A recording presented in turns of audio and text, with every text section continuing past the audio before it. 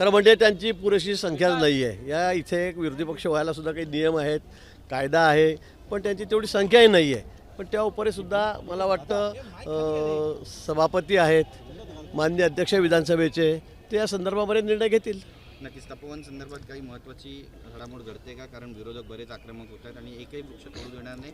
उद्धव ठाकरे यांनी भूमिका घेतली. शिवसेना पण म्हणते तुमचा मित्रपक्ष वृक्ष तुटू नये ही आमची भूमिका आहे. अगदी त्यांची जी भूमिका आहे, सगळ्या वृक्षप्रेमींची, नाशिकराची जी भूमिका आहे ती आमची भूमिका आहे, शासनाची आहे.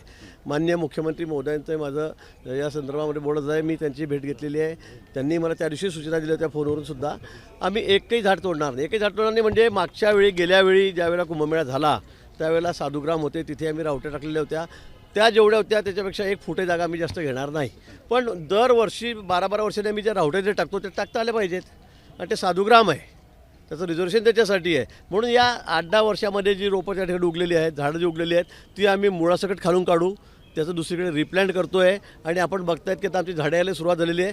15,000 झाडं, जो 15 ते 20 फुटाची मोठी झाडं आता आम्ही हैदराबादमधून, आंध्रमधून त्या ठिकाणी आणायला सुरुवात झालेली आहे. मी स्वतः परवासुद्धा त्या ठिकाणी जाऊन आलो. खड्डे खोदण्याचं काम आता आज उद्यामध्ये पुन्हा नव्याने सुरू करतो आहोत आणि त्याला ड्रीप बसवतो आहोत. 15,000मधलं 1%सुद्धा झाडाची मर होणार नाही. 2 वर्षामध्ये तिथे अशी वनराई होईल की सगळे नाशिककर फिरायला, बघायला त्या ठिकाणीच जातील. एक पर्यावरणाचं स्थळ बनेल. आणि 15,000 झाडं मोठी, समजा 2-300 झाडं खराब झाली, खालून काढली आम्ही, ती उगली नाही, समजा ती मेलीत, पण त्याच्या बदल्यामध्ये मी 15,000 झाडं लावतो आहे. मला वाटतं कुंभमेळा आपल्यासाठी सर्वांसाठी अतिशय महत्त्वाचा आहे. सगळ्या देशाचं आणि जगाचं लक्ष तिकडे लागलेलं आहे. आणि अशावेळी झाडं तोडणार आहोत आम्ही, सगळं सपाट करणार आहोत, असं अजिबात कोणी गैरसमज करून घेऊ नये. मग पुन्हा अधिवेशन संपलं किंवा मध्येच मी अजून पुन्हा त्या ठिकाणी जाणार आहे आणि ही सगळी काळजी आम्ही घेणार आहोत. पण नाशिककरांना मी विश्वास देऊ इच्छितो की या ठिकाणी तुमच्या ज्या भावना आहेत त्याच शासनाच्या आणि आमच्या भावना आहे, मुख्यमंत्री महोदयाच्या त्याच भावना आहेत. फक्त यामध्ये कुणीही राजकीय पक्ष त्या ठिकाणी आपले मफलर गंडे बांधून, हातात झेंडे घेऊन त्या ठिकाणी आंदोलन करत आहे. निश्चित, पण याच्यामध्ये कोणी राजकारण करू नका, प्रामाणिकपणे काम करा.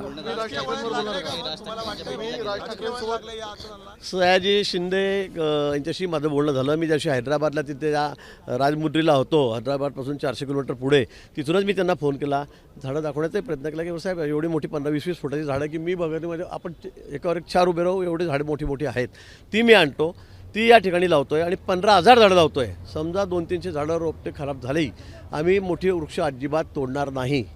जी जुनी झाडं आहेत त्यांना अजिबात आम्ही हात लावणार नाही. पण या ठिकाणी जी खाली झुडपं उगलेली आहेत की जे रावट्यांना त्रास होणार आहे, आम्ही ते रावट्या लावू शकणार नाही साधूंच्या, महंतांच्या.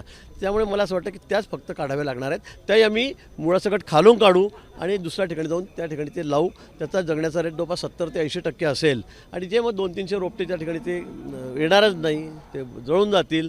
त्या बदल्यामध्ये आम्ही जवळपास 15,000 झाडं, हे अतिशय चांगल्या प्रजातीचे, लिंब आहे, वड आहे, पिंपळ आहे, चिंच आहे, जांभूळ आहे, अशा सगळ्या प्रजातीची झाडं त्या ठिकाणी लावणार आहोत.